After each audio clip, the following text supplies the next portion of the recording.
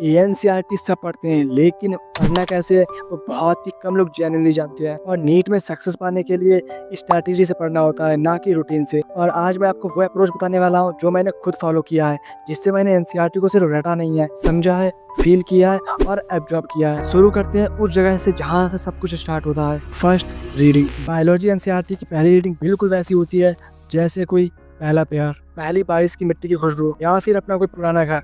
बिल्कुल अलग ही फील देती है। इस रीडिंग का काम सिर्फ सिलेबस कवर करना नहीं होता है, कनेक्शन बनाना होता है। हर लाइन को फील करो और अपने आप से सवाल पूछो, व्हाई, हाउ, व्हाट। ये लाइन यहाँ पर क्यों लिखी है, ये मैकेनिज्म कैसे हुआ और इसका मतलब क्या है। कितना भी टाइम लगे समझने में, टाइम देना है। एक चैप्टर को कंप्लीट करने में 2 घंटे या फिर 4 घंटे लगे, कोई फर्क नहीं पड़ता, टाइम लगने दो। टीचर्स हो, चाहे जीपीटी हो या फिर गूगल हो, सबका यूज करना है, लेकिन कंसेप्ट को अधूरे मत छोड़ना। पहली रीडिंग एक इमोशन है, अगर उसमें डेप्थ है तो एनसीईआरटी दिल और दिमाग दोनों में उतर जाती है। सेकंड चीज, हाईलाइटर यूज करना एक आर्ट है, होली नहीं खेलनी है उससे। हर कलर का एक मीनिंग रखो। लोग एनसीईआरटी में एकदम होली की तरह रंग ही पाते, लेकिन विजुअल मेमोरी तभी बनती है जब हाईलाइट आप सोच के करो। देखो, जब आप पहली बार रीडिंग कर रहे हो तो कुछ भी हाईलाइट मत करो, क्योंकि आपको बहुत कुछ इंपॉर्टेंट लगेगा, ठीक है, क्योंकि ये सब आप नया नया पढ़ रहे होगे।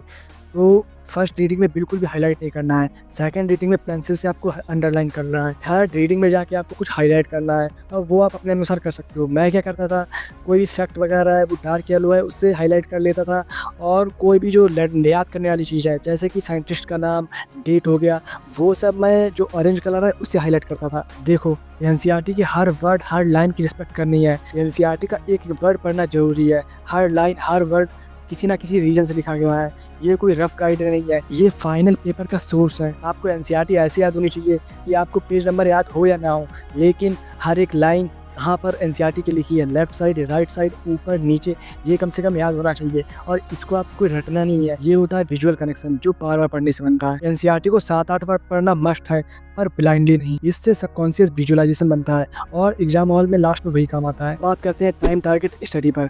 एक रूल रखना है कि हर चैप्टर को 2-3 घंटे में कम से कम खत्म करना ही है, ठीक है। और इसमें मैं फर्स्ट रीडिंग की बात नहीं कर रहा हूँ, अब बात कर रहा हूँ रिवीजन की। रिवाइज करते टाइम फिक्स करो, लेकिन अंडरस्टैंडिंग कम नहीं होनी चाहिए। अंडरस्टैंडिंग हम लोगों की पहली रीडिंग में बन चुकी है। हर बार रीडिंग में टाइम कम करते जाओ, डेप्थ लूज किए बिना। देखो, अलग नोटबुक बनाने से बेटर है कि आप एनसीईआरटी से बाहर के पॉइंट्स को, बाहर के कंसेप्ट्स को आप एनसीईआरटी के मार्जिन्स में लिख लो, या फिर कोई स्टिकी नोट में लिख के साइड में चिपका दो। टाइम भी बहुत सेव होता है और रिवीजन भी क्विक हो जाता है। 2-3 कॉपियां पलटनी नहीं पड़ेंगी बार बार, और ये लास्ट भी एक रिवीजन में लाइफ सेवर बन जाती है। और अब बात करते हैं डीवाईक्यूज और डीपीपी की।